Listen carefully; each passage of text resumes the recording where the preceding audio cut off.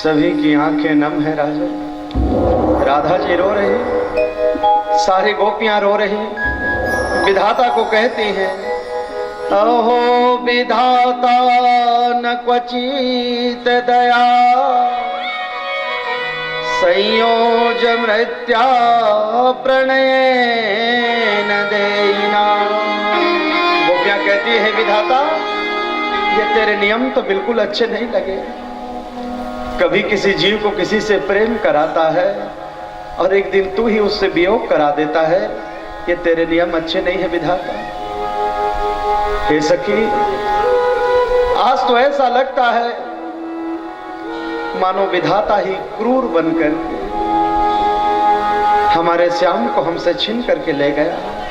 अब उसके बगैर जिए तो जिए कैसे सखी। सारी गोपियां रो रही हैं राजन, अक्रूर भी रो पड़े इस दशा को देख करके। ये मैंने अच्छा नहीं किया कृष्ण से वियोग करा करके।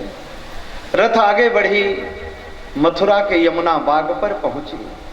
भगवान ने कहा, काका रथ को यहीं रोको। अक्रूर जी ने कहा, लाला पहली बार मथुरा आए हैं, यदि एक बार हमारे घर चलते आज की रात्रि। भगवान ने कहा, बाद में जरूर आएंगे। भगवान को बड़ी सुंदर माला पहनाई, सभी मित्रों ने पहन लिया। अब गलियों पर जाने लगे तो एक विचित्र सी नारी सामने से आ रही है। 3 जगह से कुबड़ी हैं भैया, अपना घूंघट डाल करके चला करती हैं गलियों पर। भगवान ने जैसे ही देखा, भगवान ने कहा, अरे वो सुंदरी। कुब्जा विचार करने लगी, सुंदरी? आज तक तो मुझे ऐसे शब्द से किसी ने संबोधित नहीं किया, कौन हो सकते हैं? क्या है ना, जगत वाले किसी कुरूपा पर दृष्टि नहीं डालते थे यार। लेकिन जिस पर किसी की दृष्टि नहीं जाती ना, मेरे परमात्मा की दृष्टि पहुंच जाती है। कहा सुंदरी कहां जा रही है, कौन है? तो घूंघट उठा करके देखी कुब्जा ने, तो सामने मेरे लाला खड़े थे। अरे लाला आप कौन है देवी, आपका परिचय क्या है?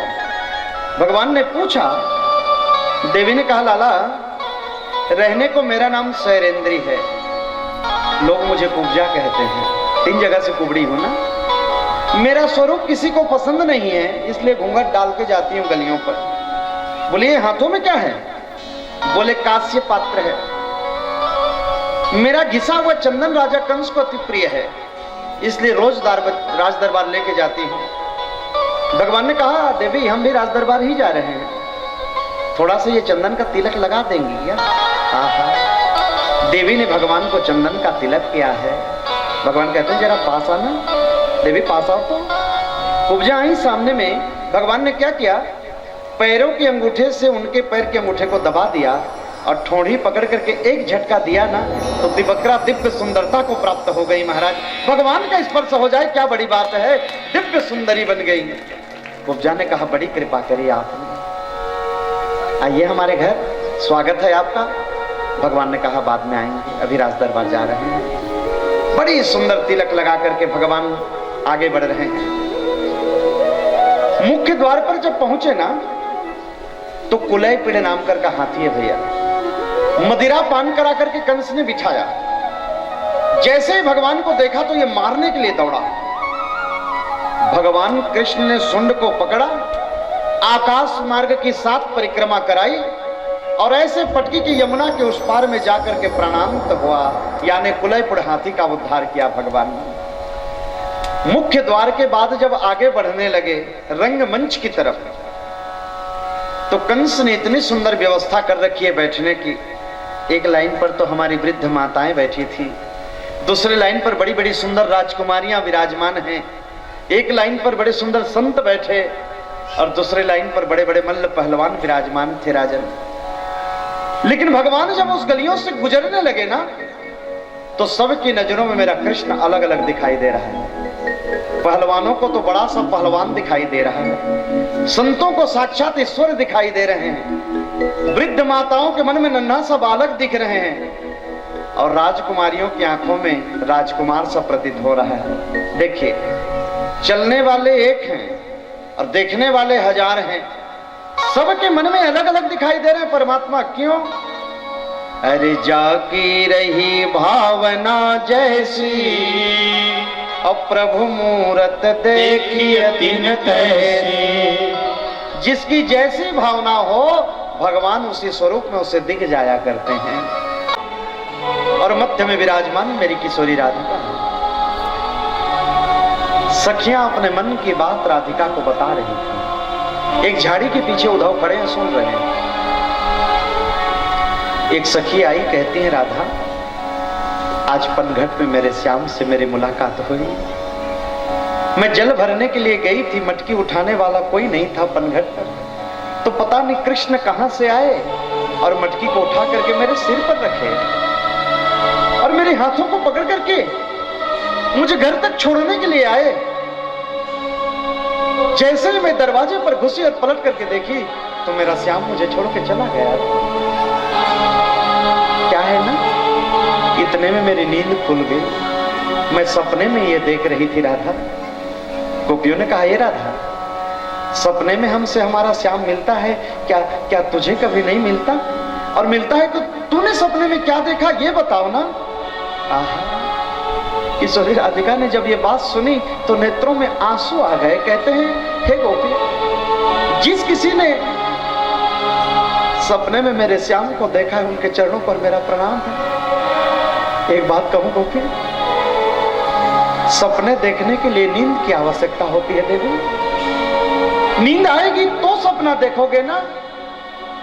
मेरा श्याम जब से गया है इन आंखों पर बैर निद्रा भी तो नहीं आई। जब नींद ही नहीं आई तो मैं सपना कहां से देखूं? और जिस किसी ने सपने में मेरे श्याम को देखा है मैं उसके चरणों पर प्रणाम खाती हूँ, प्रणाम करती हूँ।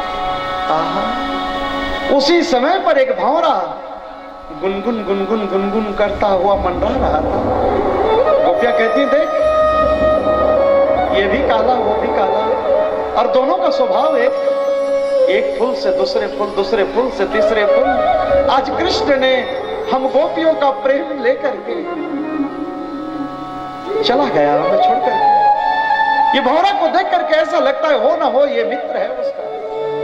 ए सखी, जिंदगी में कभी किसी काले से प्यार मत करना। ये काले जो होते हैं बड़े कपटी होते हैं देवी, कपट करके हमसे प्रेम करके चला गया, आज हमें छोड़ करके।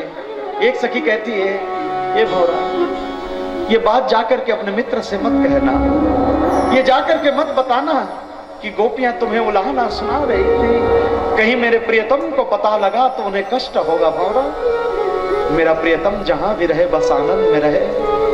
हमने प्यार किया है, उसकी सजा हम भुगतने को तैयार हैं। सजा वो हमें कुछ भी दे दे, लेकिन ये दिल तो प्यार उसी से सिर्फ करता। भौरा के चरणों पर बार बार प्रणाम कर रही है। उद्धव जी हिम्मत जुटा करके सामने आए, कहते हैं गोपियों, कृष्ण का परम सखा मेरा नाम उद्धव है। जैसे प्रियतम की तरह कृष्ण को चाहती हो, वैसे ब्रह्म को हृदय में बिठाने का प्रयास करो। राधा, राधा ने कहा तुम्हारा नाम उद्धव है? हाँ। उद्धव, तुम बहुत बड़े ज्ञानी हो ना? तुम बहुत बड़े ज्ञानी हो, ब्रह्म ज्ञान है तुम्हें। मैं तुमसे एक बात पूछना चाहती हूं उद्धव। राधिका ने कहा, हे उद्धव, मनुष्य के शरीर में मन कितना होता है रे? उद्धव ने कहा, मन तो एक होता है। क्यों पूछ रही है? राधा जी ने कहा, शरीर में जब मन एक होता है ना, वो मन तो मेरे श्याम को मैं दे चुकी हूं। मेरे श्याम को मैं दे चुकी हूं मन, और जिस दिन श्याम गए वो मन उसी के साथ में चला गया। होगा तेरे ब्रह्म चिंतन करने के लिए मैं दूसरा मन कहां से लाऊं? बस यही बता दे मुझे, तेरे ब्रह्म चिंतन के लिए दूसरा मन कहां से आए? एक हुतो सो गई श्याम संग, अब को आराध है ईस। उद्धव, मन न भयो 10-20। मनुष्य के शरीर में 10-20 मन नहीं होते, मन सिर्फ एक होता है, और मेरे श्याम को दे चुके। आज ऐसी समझाए उद्धव को, प्रेम का ऐसा फूट चढ़ा। उद्धव जी कह के गए थे कि एक दिन के लिए जा रहा हूं, लेकिन उस प्रेम सरोवर में उद्धव ने ऐसा गोता खाया कि 7 महीना बीत गया। जब होश आया तो अपने आप को गोपियों के चरणों में पाया। वंदे नंद ब्रज स्त्रीणाम अपादरेणु भभिक्षण। हे गोपियों, क्यों? काले वन को वरदान प्राप्त है, कोई मार नहीं सकता। और उसी राक्षस को लेकर के महाराज आधी रात को चढ़ाई कर दी, ललकारने लगा जाकर के। बलराम जी दौड़ पड़े युद्ध क्षेत्र पर। भगवान कृष्ण ने कहा, भैया आज युद्ध नहीं करेंगे। बोले क्यों? आज अगर युद्ध करे और यदि ये हार गया तो ब्राह्मणों को मार देगा ही। आज भर उन ब्राह्मणों के खातिर हमें हारना पड़ेगा भैया। बलराम जी ने कहा, लाला बदनामी का डर नहीं लगता तुझे? बोले बदनाम तो बचपन से हूं, कोई माखन चोर, कोई चित चोर, कोई क्या क्या कह देता है। ब्राह्मणों के खातिर एक बदनामी और सही। और भगवान कृष्ण पीठ दिखा करके भागने लगे कुरुक्षेत्र से। जरासंध का कहां भाग रहा है भगेड़ो? आज युद्ध कर। कहां जा रहा है रण छोड़ करके? अरे वो रण छोड़। और उसी दिन से मेरे कृष्ण का नाम पड़ गया रण छोड़। बोलिए रण छोड़ भगवान की जय हो। भगवान रण को छोड़ करके भागे। ये काले वन पीछे पीछे दौड़ा रहा है। भगवान ने कहा बलराम भैया से, भैया क्या करें, ये तो मरेगा नहीं। बोले तो अभी सोच मत, पर्वत पर चढ़। प्रवर्षणगिरी पर्वत पर जब दोनों भाई चढ़े तो उसी पर्वत के शिखर पर सोए हैं मुचकुंद। और मुचकुंद को ऐसा वरदान है, जब तक इसका नींद नहीं टूटा अपने आप और कोई जबरदस्ती जाके जगा दे, पहली दृष्टि पड़ेगा वो जल करके राख हो जाएगा। बलराम जी ने कहा, कन्हैया मौका मिल गया, हमें मारना नहीं पड़ेगा। भगवान ने अपनी पीतांबरी उठाई और मुचकुंद के शरीर पर ढंक दिया अब इधर कालावन दौड़ाते दौड़ाते गया, देखा तो अच्छा भगेड़ू यहाँ छुपा है। दोनों भाई गुफा में छुपे हैं ना।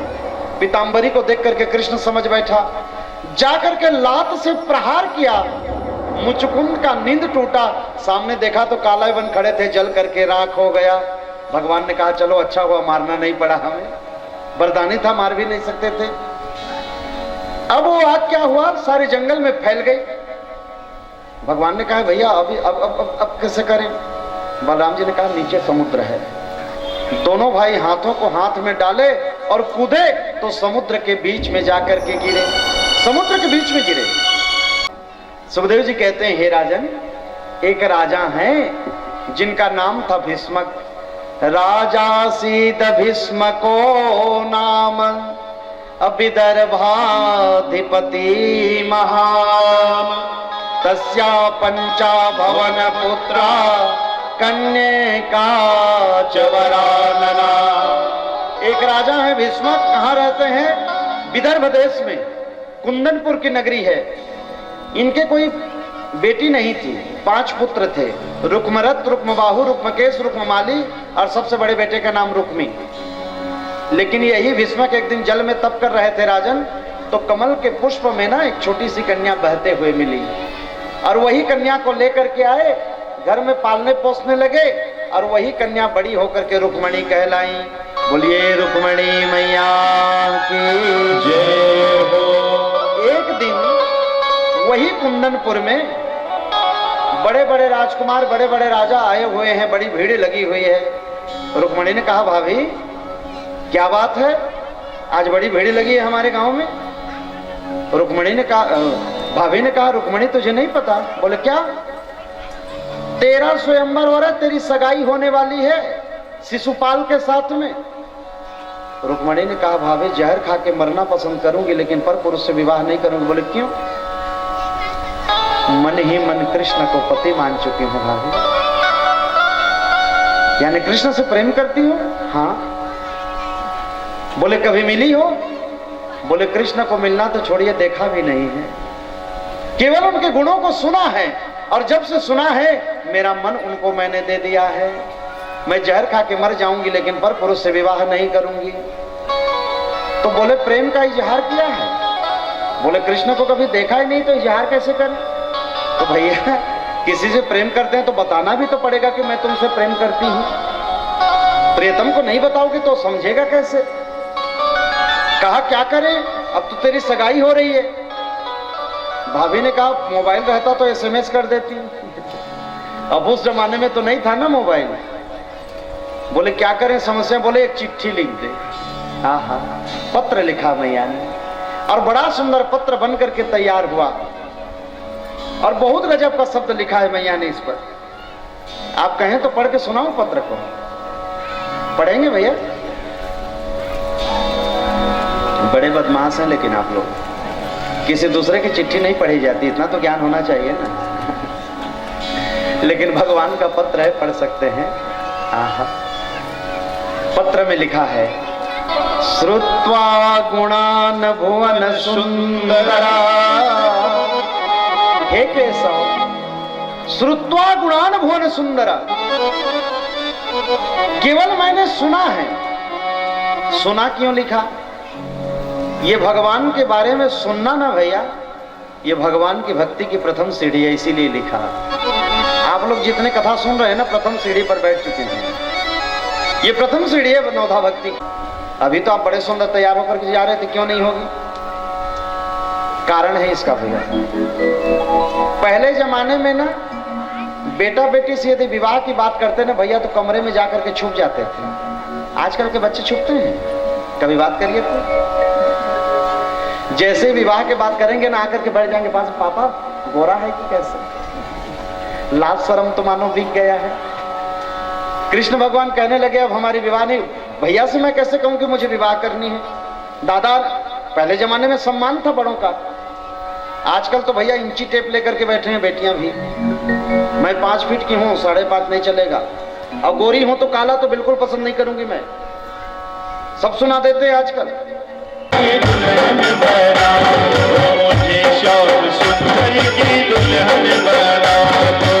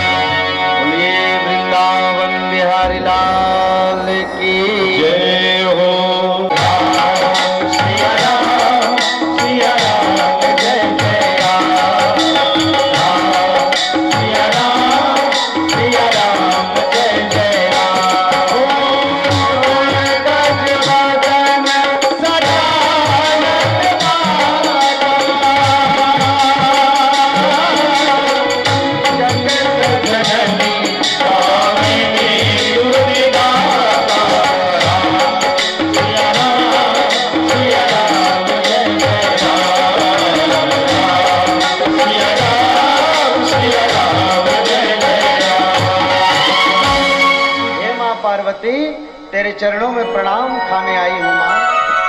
आप तो भगवान शंकर की प्रेयसी हैं, भगवान गजानन की माँ हैं। आपके चरणों पर मेरा दंडवत प्रणाम स्वीकार हो। ये जो नंद का छोरा जो कृष्ण है ना, वो मुझे पति रूप में मिल जाए माँ। माँ ने सुना ना तो प्रसन्न हो गई। कहते मूर्ति मुस्कुराने लगी।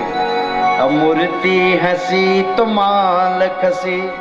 कभी भी आप पूजा पाठ कर रहे हैं, यदि कोई मूर्ति कोई तस्वीर से यदि फूल गिर जाए ना, तो समझ लेना आपको वो वरदान मिल चुका है। एक पुष्प गिरा है और माँ के तो बामांग फड़कने लगे। जब माताओं के ये उल्टा हाथ बामांग फड़कने लगे ना, तो समझ लेना कोई न कोई शुभ होने वाला है। जैसे ही शुभ का संकेत मिला, माँ ने प्रणाम किया, मंदिर से बाहर आई तो भगवान को कभी देखी तो है नहीं, तो क्या किया, दोनों हाथों को ऊपर उठा लिया। हे मेरे श्याम, आप जहां भी हैं बस मुझे अपना लीजिए। जैसे ही हाथों को उठाया ना, भगवान ने हाथ को पकड़ा और वायु की गति से भाग रहे हैं। 10,000 सेना खड़ी थी, लेकिन किसी में हिम्मत नहीं कि उसका सामना करें। रुक्मी को जब पता लगा कि मेरी बहन को लेकर के भाग गए कृष्ण, तो पीछा करने लगे। बीच रास्ते पर मुलाकात भई तो भगवान कृष्ण ने इन्हें बांध दिया और कुछ सजा देने ही वाले थे कि बलराम जी आगे कहते हैं, लाला ये आज से हमारे सगे संबंधी हैं, मत सजा दो, इनकी बेइज्जती हमारी बेइज्जती है भैया। तो छोड़ दिया। लौट करके गए तो इनके पिताजी ने कहा, बेटा ये रुक्मणी कोई साधारण नहीं है रे, ये तो साक्षात लक्ष्मी है। जब ये 3.5 वर्ष की थी तो नारद जी से मेरी मुलाकात हुई थी। उन्होंने बताया कि ये रुक्मणी साक्षात लक्ष्मी है, और लक्ष्मी तो बेटा हमेशा नारायण की होती हैं, और नारायण मेरे द्वारिकाधीश हैं। तो हे पुत्र ऐसा करो, कुमकुम पत्रिका टीका बनवा लो, बलराम जी से कहो कि कृष्ण को दुल्हा बना करके मेरे आंगन पर लेकर के आए, बाराती सजा करके आए और मेरी बेटी का विवाह करके ले जाएं। अब मेरे कृष्ण दुल्हा सरकार बन करके आ रहे हैं।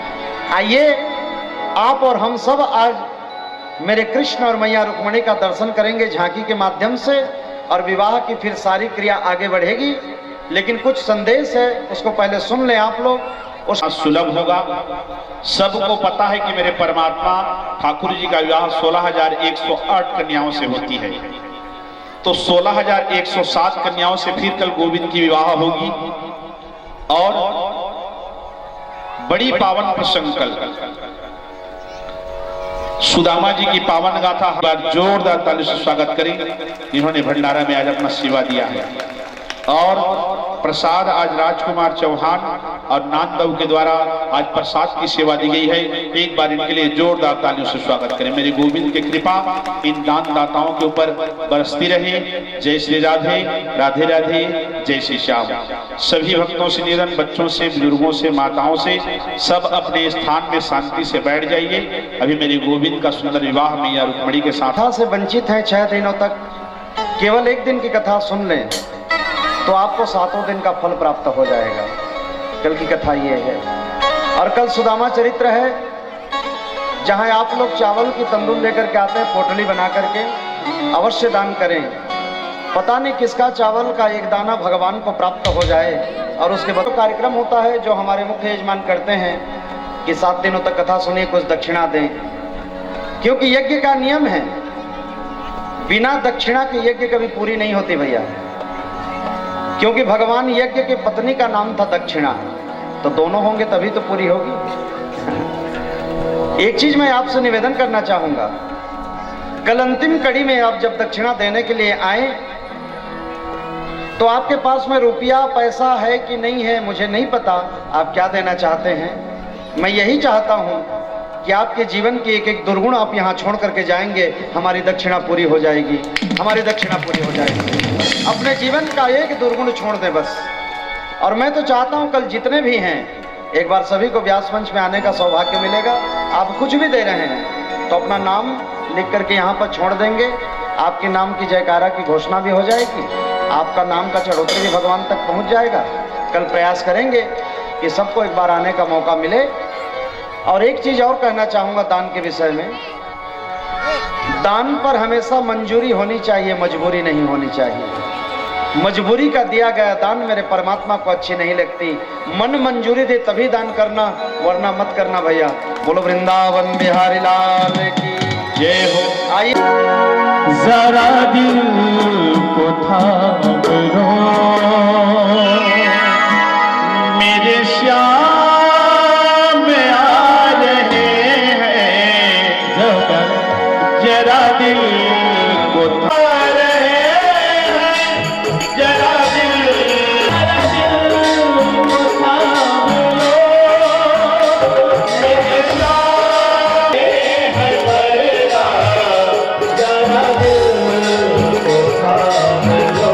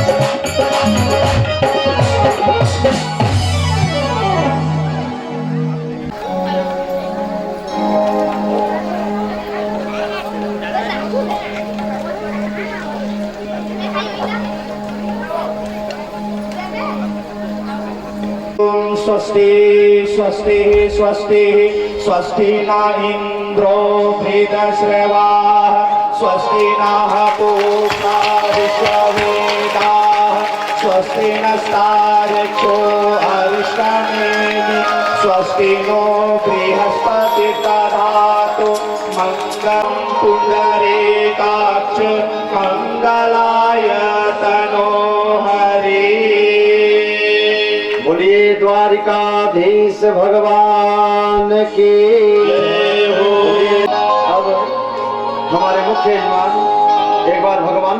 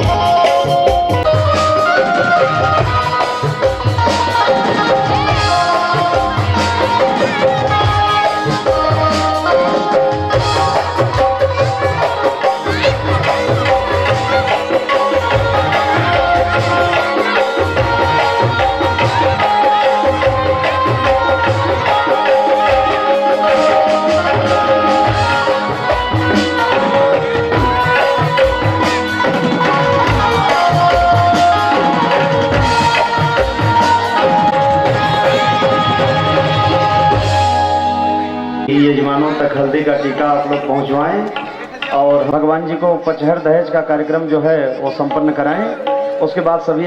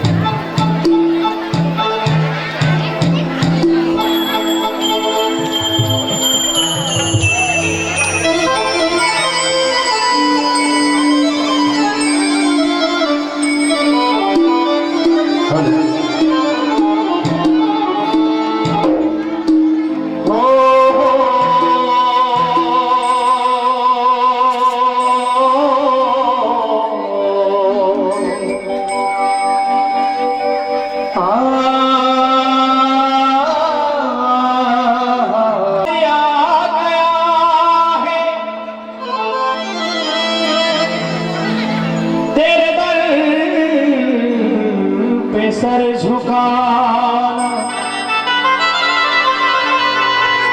तुझे मिल गया ठिकाना।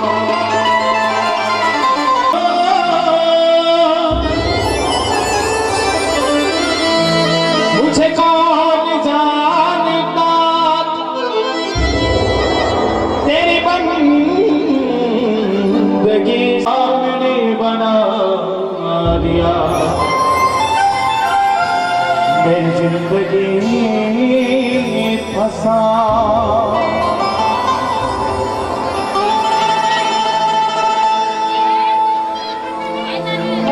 मुझे रास आ गया है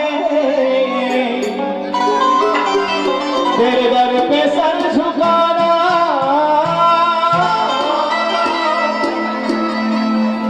मुझे रास आ गया है